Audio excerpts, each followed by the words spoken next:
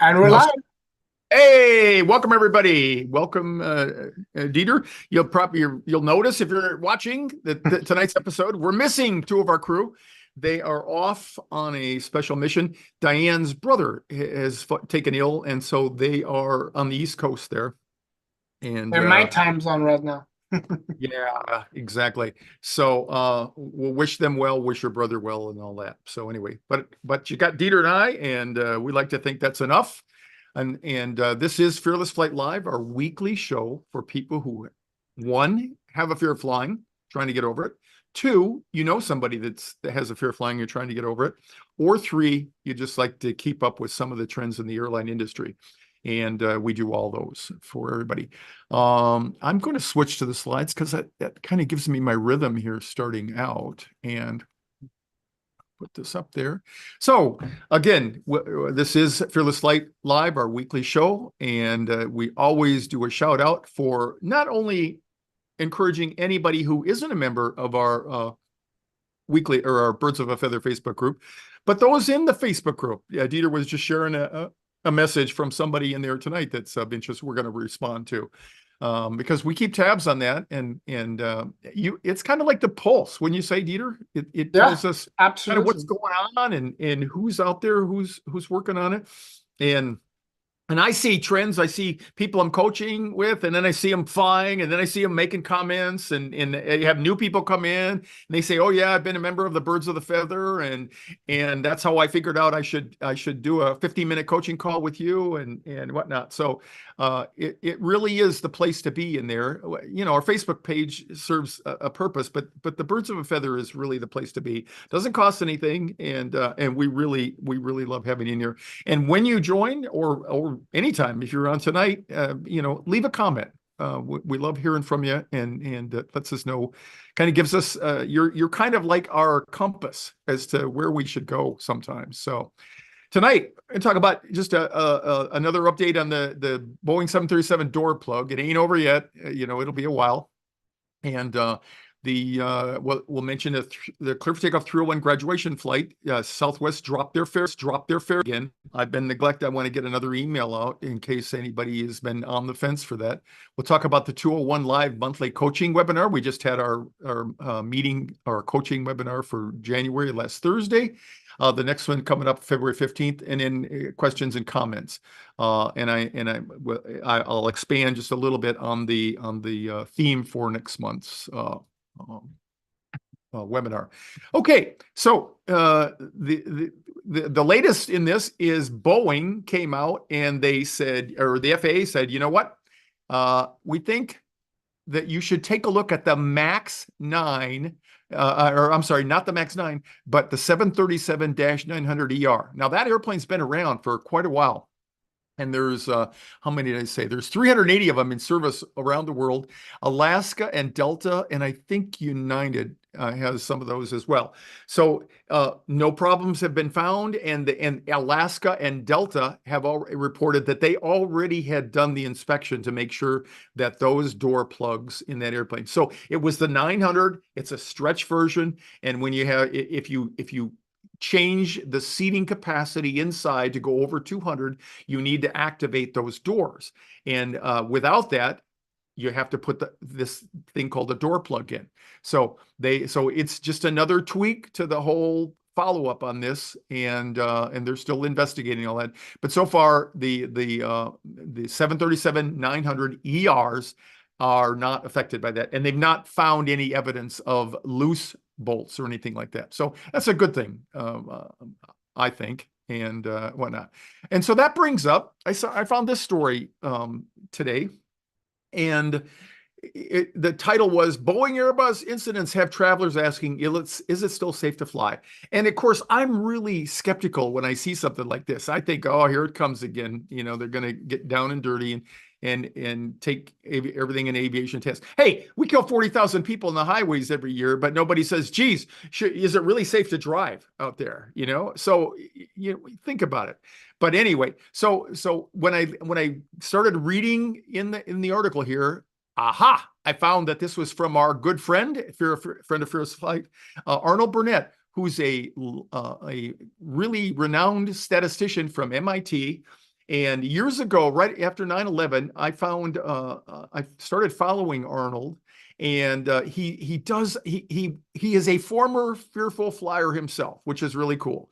So he did all this specialized research, and he's become an authority on the probability of dying in an airplane crash and other things related to that as well. He does a lot with the Electoral College too. But anyway, so I saw that this was an opinion piece that he wrote. And it prompted me. We've actually had Arnold.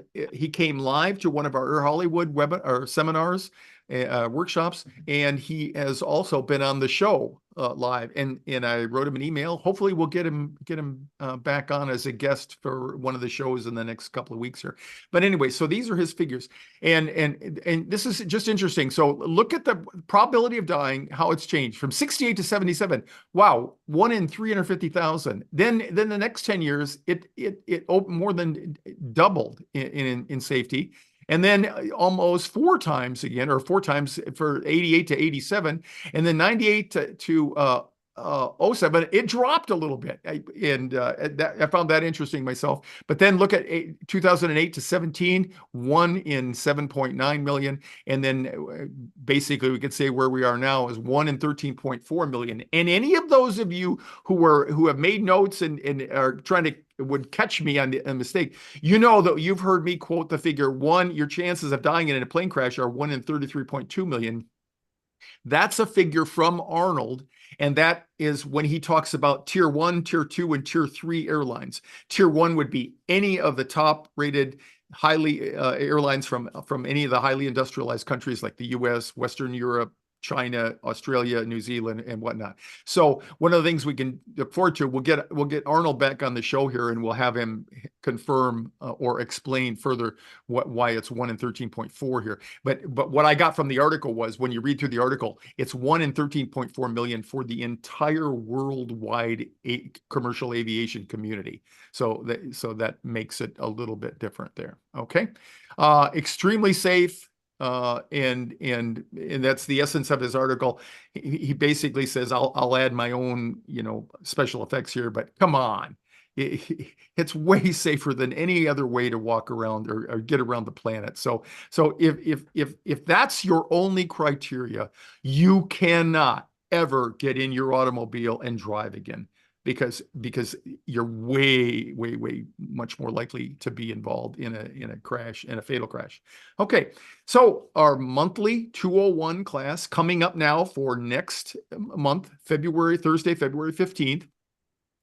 The theme is going to be, this is one of my most often uttered phrases that I hear. I know it's safe to fly, but why do I still freak out at the thought of getting on the damn airplane?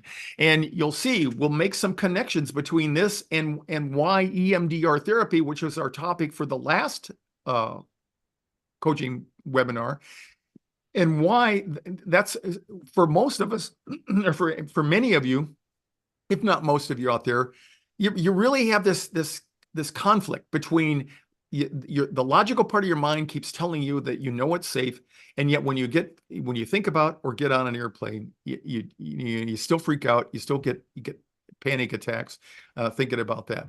And we're going to deep dive into that. And every session, you may or may not know, includes a live one-to-one coaching for people in the group there. You get to experience that either firsthand or watching others.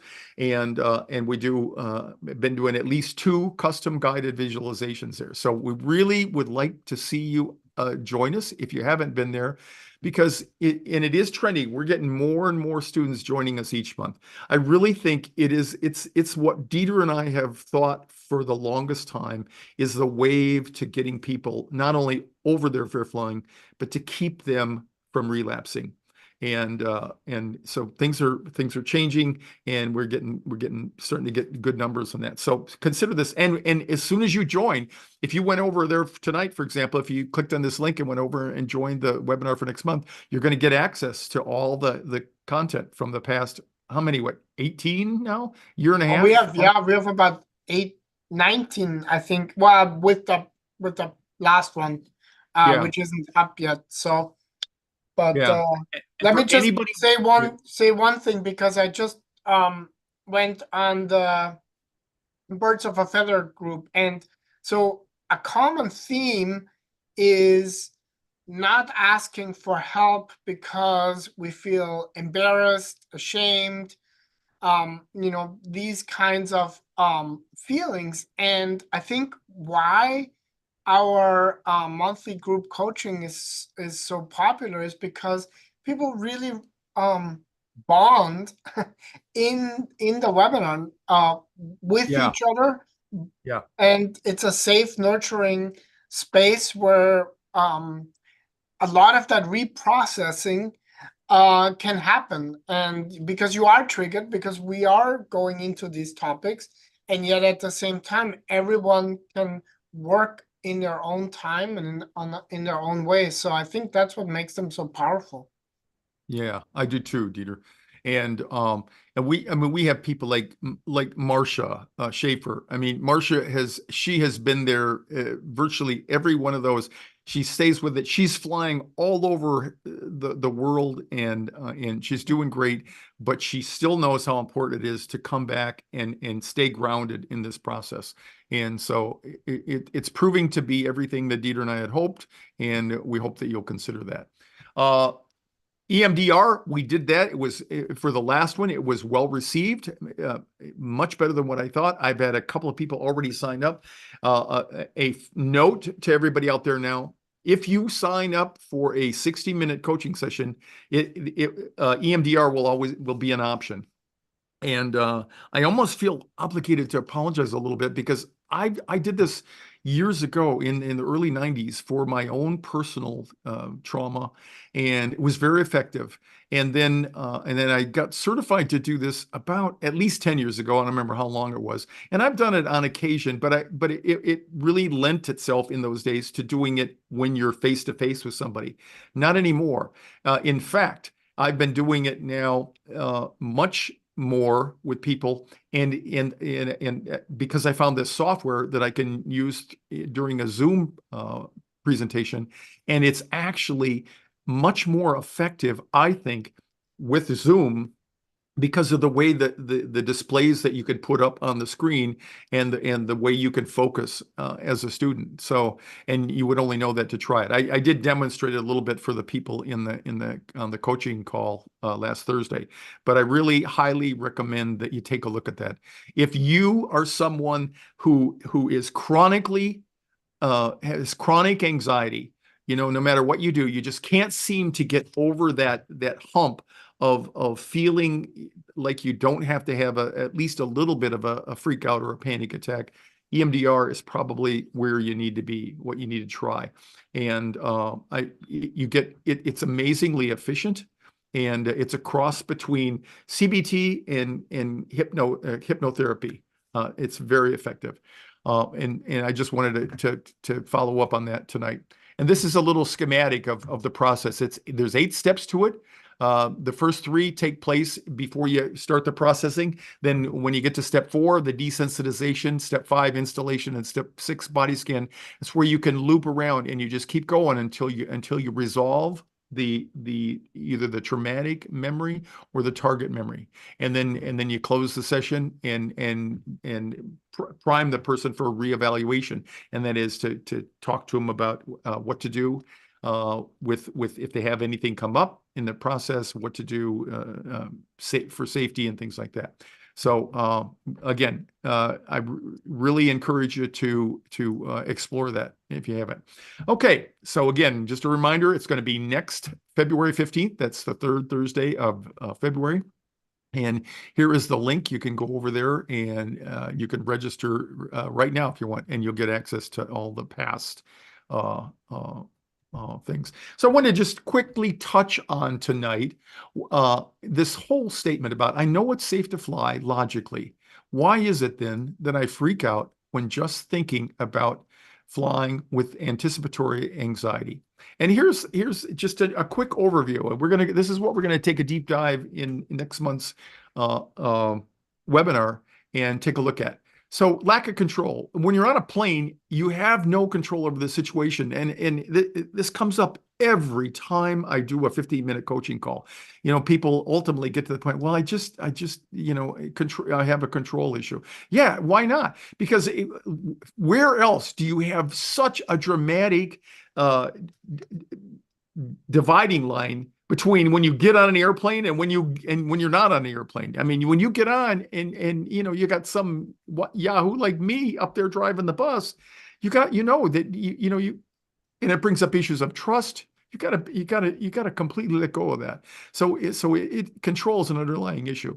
Fear of the unknown. We know that the brain doesn't like not knowing about things, and an unfamiliar environment like the sight, sounds, and sensation that happen on an airplane can be intimidating. Sensory overload, the unique sensations of flying, such as turbulence, what it does to your body, the absence of the ability to predict it, not knowing when it's going to stop, along with changes in air pressure, engine noise, can be unsettling if you're not used to them, and you wouldn't be used to them because that's not something that all of us knew until we got into an airplane. The next one there, media influence. News stories and media often sensationalize the plane incidents, just like today, only it happened to have a positive twist, that article I found. But you know what the media does. And aviation gets attention because it is unique and because things don't happen very often in air. And when they do happen, when we've had big crashes in the past, usually it's resulted in a large loss of life. But that's not the industry that we're in right now. We're not for the max accidents. It's been just really, really safe all over the world. And the United States last year was totally another accident-free year. Evolutionary factors. We evolved to be wary of heights. People wonder, they say, I'm afraid of heights, despite the fact that you're inside in a safely pressurized airplane. You feel trapped and you can't get out, and you can't get out, and you can't fool your mind into thinking it's going to be okay. You just get up and leave. No, of course not. And the consequences would be not good anyway. Past experience. If you've had, I would say 50% of the people that I see, that Dieter and I work with now, have they flew without issues and they had a bad experience, and that's gonna weigh heavily on your ability to be comfortable in the airplane. Psychological factors. Sometimes anxiety about flying can be linked to broader anxiety issues. I have many, many people that come to me and they have a general anxiety disorder. Anxiety disorders are a growth industry, not just in this country, but in the world. People all over the world are more unsettled. And, when you take things like the 9/11, like the war in the Middle East, the wars in the Middle East, and all the uncertainty that weighs on people's minds, and they just don't feel generally safe. Catastrophic thinking, and that's the tendency to imagine the worst case scenario, like a plane crash, even though statistically it's very unlikely. It doesn't matter because that's what we're primed to think.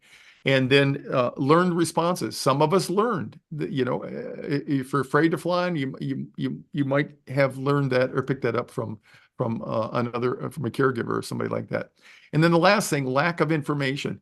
Not necessarily, or not understanding how flying works can make it seem more dangerous than it really is. And that's why, one of the pillars of our Fearless Flight method is education. Learning about the mechanics of flight and the safety measures can sometimes help alleviate fears. It at least helps prevent blind spots or myths that you might have about that. Okay.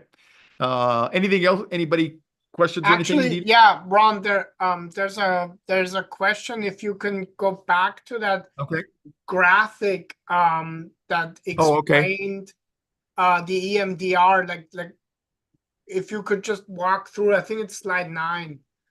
Yeah. Yes. Okay. Yeah. So history, not unlike a regular therapy session, you want to know the person's history, and these are the steps that the therapist is going to go through. Okay. So you want a history, what's going on, what's current, what's affecting them. And then preparation. There's some technical things that we do with EMDR that I won't mention in great detail here, but basically you really kind of start to form a framework for the person's thinking, and you help lead. This is preparatory to leading them into the desensitization, where you're going to find explore a disturbance or an emotional trauma that they have. And 3 is assessment. You find out where they're at and what they've got, what they've got for resources. You know, what's the rest of their life look like? How much support do they have out in the world? It's, you know, because we want to weigh that in the context of what's going to happen in the session. And then, as I touched on before, 4 is desensitization, and this is where you implement what most people think about EMDR, because of the name, is eye movement, desensitization, and reprocessing. So what that process does is you turn on either visual bilateral stimulation. BLS is the abbreviation. So we use BLS on steps 4, 5, and 6. And what you do in step 4 is you have them focus on a memory. You have them analyze that. Are there any stories? You've heard me talk endlessly about, you know, if you want to change the way, if you want to get over your fear of flying, you have to change the way you think about flying. So you have to change your story. So step 4, a big part of that is looking at what the story is, particularly as it's related to a specific event that's causing you problems. And this is why it's so, EMDR is so positive. It's so powerful, because it really goes in. It nails down the things that you have trouble getting amped up over unless you're actually on the airplane. And that's probably the biggest problem with overcoming fear of flying, is there aren't any baby steps for getting on the airplane. That's a big one. Mm-hmm. So this EMDR process acknowledges that and takes advantage of it. So we identified the memory stories that we tell ourselves in step 4, and then we do a cycle of BLS, and we go back and forth, having the client determine whether what that's triggering for them, if it is, or, you know, how they're doing with that. And then when you get through that, and we look at negative cognitions, that's the story you tell yourself. Step 5, now that's where the person goes from an evaluation of like level 10 maybe, which is the worst, all the way down to a 0. That's our goal in each session. For each memory that we work on, is to get the level of disturbance back down to a 0. And then in step 5, what you do then, now you replace that negative cognition with a positive cognition. This is something that you tell yourself in lieu of that. And then you do the BLS again, and you anchor that in that. And if you can imagine, you know, one of the things that is problematic is when you get triggered and you start thinking a thought that's you know, some kind of a message up there like, I can't do this, it's overwhelming and all that. You can't think of anything else. And if there's any magic to the bilateral stimulation, it's that it forces you to watch this stupid little dot go back and forth. And it's as simple as that. And I found with the software now, I can also invoke either both auditory and sensate or kinesthetic if you have these vibrating paddles that are available. But anyway, so you can not only do the eye movement, because at first they thought it was only eye movement, and it's replicating what happens at night in REM sleep when your left hemisphere and your right hemisphere talk back and forth. Okay? And that's the magic of it. And in step 5 is where you install the new belief, and you've gotten the level of anxiety down to where it's 0 or 1. And then 6, you do a final check to make sure, you know, if you're still feeling anything. For me, I carry a lot of memories in my chest because my grandmother sat on me, and I have a memory of that.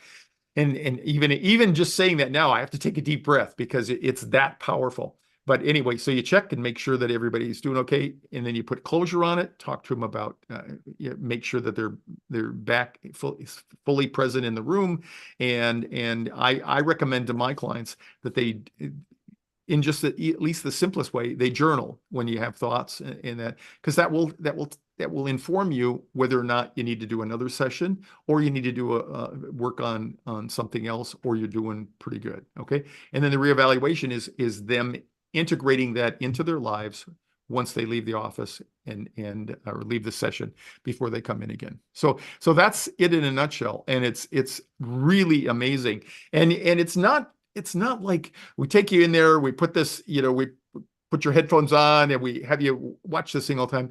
It's a lot like I mentioned it, it's a marriage between CBT and hypnotherapy. And so what you're doing, you kind of go in and out, and the real critical part in it is the therapist and the ability to support the person as they're working through this, because a lot of us don't have memories of feelings along with this, and we kind of numb out if we were traumatized. So anyway, that was a long answer to a short question. Not surprised there. Okay. But ultimately, I just because I see the question here, ultimately it's a means of evoking your own inner resources to Totally. deal with the particular trauma or traumatic event. And that, I think that's the key here. It's like you are evoking more of the resources that you already have at your disposal. Exactly. But because Yeah. of the trauma, you're not actually utilizing it. And the EMDR process is all about, And you're broadening that. bypassing, basically, you're bypassing your conscious awareness, and which is constantly defending you from having that memory come up. But it's, you've heard me say, if I say don't think of a pink elephant, immediately a pink elephant appears in your field of vision, and that's the problem. And EMDR with the bilateral stimulation helps to bypass that. And any of you who have the Fearless Flight Harmonizer as part of our Fearless Flight kit, you can remember that there's a part in there where sometimes we may talk to you in your left ear. Sometimes you may be talking to you in your right ear. And so we use bilateral stimulation in that. And the reason that it's so effective now, like I said, because of the software that we can use and the ability for us to have high quality video where we can if we can't be in the same room, we can at least feel some sort of a connection between people. So it is here big time. The VA uses it almost exclusively for veterans, particularly those coming back with PTSD from IED explosions.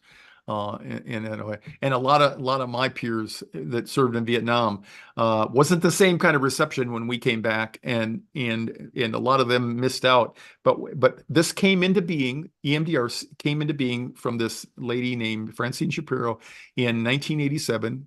It was an observation, very very acute observation on her part. She did a lot of research. She found people that were doing research in REM studies, looking at how the brain responds in REM sleep, and from that came the protocol to do this, and then she made she made a big what I'm saying. She gained a lot of awareness. She went to the Oklahoma City bombing in Oklahoma City after that bombing in, I think, 91, 92. I don't remember exactly. And she volunteered her services and helped a lot of people there. She just passed away just about 2 or 3 years ago. I noticed when I was doing the research for this. So anyway, okay. So we looked at that, and now we're back on the 101. If any of you are going to be in the Phoenix area on Saturday night, this coming Saturday night from 6 to 8 p.m., we're going to do our monthly Fearless Flight or Clear for Takeoff 101 class. That's where we meet down in Terminal 4 on level 2, and we gather everybody together, and then we go through security just as if you were going to fly, and then we go to an airplane through the good graciousness of Southwest Airlines, who loan us an airplane we spend about an hour to an hour and a half on the airplane. It's a great opportunity. It's the essence of desensitization for people who have claustrophobia or clithrophobia, who feel trapped in the airplane. It's a great opportunity. And I've had people that go for a year. They come to the class. It's free. So why not? Okay. Now we started something last, I don't know when, we can't remember, post-pandemic, for those people who can't be in Phoenix and want to get started. We have the Clear for Takeoff 101 free online class, and we'll do that on Sunday morning. So this coming Sunday, it's 10 o'clock Pacific, and what does that make it? 1 o'clock Eastern, or wherever you are in between. And it's a free webinar. And so who should come? Anybody who's never done anything yet, but is interested in getting started, overcoming their fear of flying. Anyone who's trying to figure out their next step, and anyone who just has a question. It doesn't matter whether you could be one of my coaching clients or anything, and you have a question and you want to come on there, because we'll have time for a Q&A as well. It's a great opportunity to meet some new people, and I highly encourage people to do that. Dieter had this great idea. He says, you know what? We need to have something to offer people who are just getting started. So we built a Clear for Takeoff 101 Student Resource Center. So that is an opportunity that you'll have to go into. It's free, and you'll be able to opt into that as a result of attending either the 101 in-person class at the airport or the 101 online class. Okay. And then quick questions. I had one question out here, Ron, before you ahead. go on, let me just quickly answer. There was a question. Is it helpful if you can't remember that trauma? And it's absolutely helpful, because you can process memories without actually remembering them in their entirety. And EMDR definitely has an effective track record with that. Because a memory contains a lot of information. It's not just the it's the feeling, the smell, all of your sensations that we commonly associate with, our five senses. They're recreated in our memories. Like Ron was saying, he has this memory of, somebody sitting on his chest, and immediately he feels like a big breath to kind of like, create that space.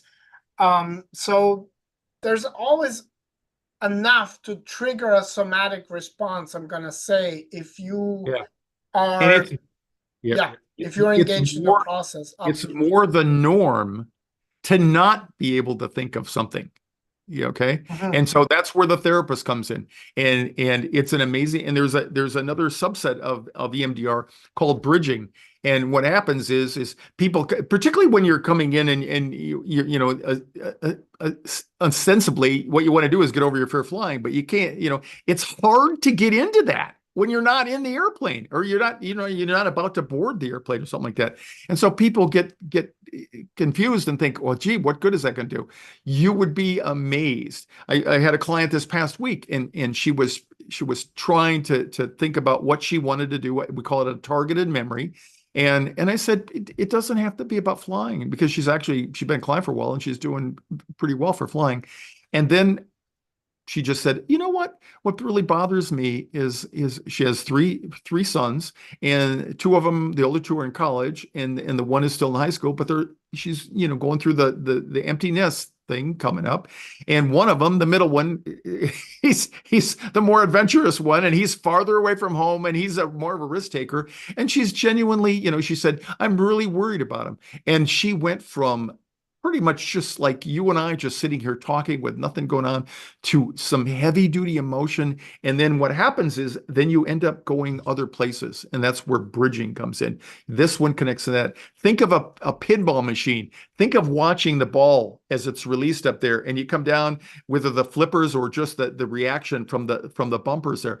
Think of how this one, it goes there and it triggers over here and it triggers over there. That's the way thoughts are. And that's the way largely EMDR is.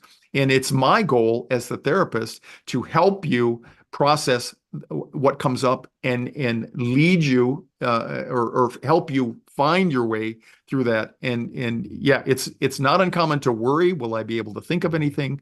And that's the other thing is that's why I say it doesn't have to be initially, you don't have to be dedicated to an EMDR therapy session, because what happens is what I want to do, if you're in there, because I do a 15-minute coaching call with people, and they'll start crying when they think about experiences and stuff like that. And EMDR is designed to take them right there, if you got the time and the person is willing to do that, and move them right through that in that moment. And that's why it's so amazing to do that. And we'll be talking more about it. We'll be getting some people on here that have experienced it. So anyway, okay. This is one question I had that came up, and this happens a lot for people who don't like takeoff, and they say, "Why does it sometimes feel like the plane is sinking or descending right after takeoff?" I'm looking for my little airplane here. Can't find it right off, but anyway, so there's a lot of configuration changes. So an airplane, when it's sitting there on the runway, positioned for takeoff, we extend leading edge devices. If you sit near the forward part of the wing, you look out, you hear the motors running, and during a taxi, you see the flaps, the leading edge devices extending out and down. Similarly, the trailing edge devices extend out and down. So now that wing that was about this wide is now about this wide, and the curvature of it is exaggerated because both the devices, they extend out and down.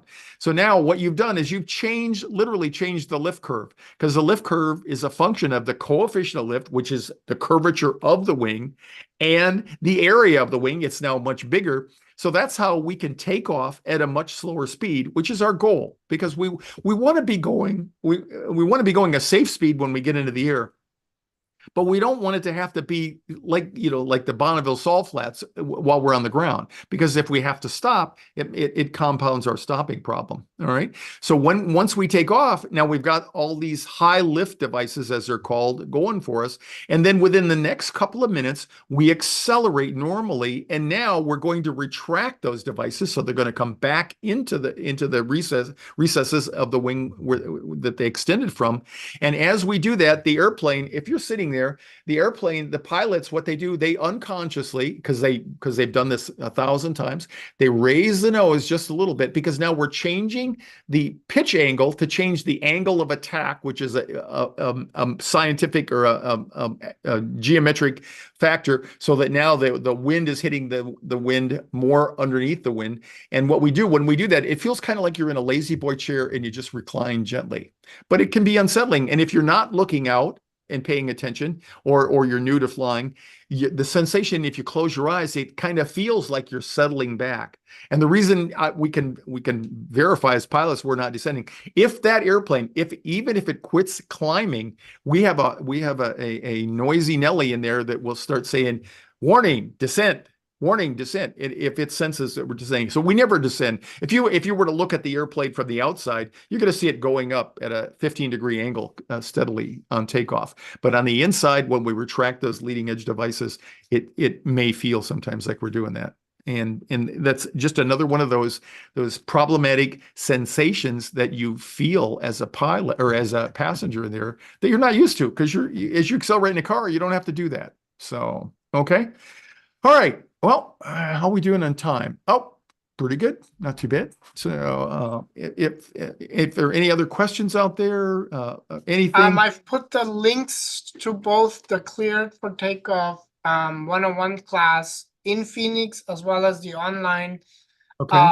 version, into the comments. So just follow the links, get more information. And like Ron said, if you enroll either in the in-person or the online, you also have access to our one-on-one student resource center as well. And I happened to actually pick up a couple of VIP coaching students. They happen to be in the East Coast. I've been working with them, and one of them, we thought we were going to fly this week. So I had blocked out my calendar. And when I lifted those blocks, holy cow, I've had 15 coaching calls in the last 3 days. So I've been a busy camper there, and I love it. I really do. I love it. 15-minute coaching. If you haven't done one, please consider doing that. I think I had just 3 more people just before we went on the air tonight sign up. So that's what we're here for. We're here for you, and please keep coming back and give us your feedback. We really enjoy doing this, and you're the reason we do it. So anyway, okay, I'll wish my best to Diane and her brother and Eric, who's accompanying her, and best to you, Dieter. Just welcome back. He's been off taking care of his family. His father-in-law passed this past week, and so it's been a heavy-duty week for a lot of people. And I want to extend my gratitude for you, Peter, helping and the way you do in a land. So anyway, thanks for tonight. Thanks for everything. Thanks to all of you out there, and keep coming back. It does work if you keep working at it. And this has been another episode of Fearless Fight Live. We'll see you again next week, everybody. Bye-bye.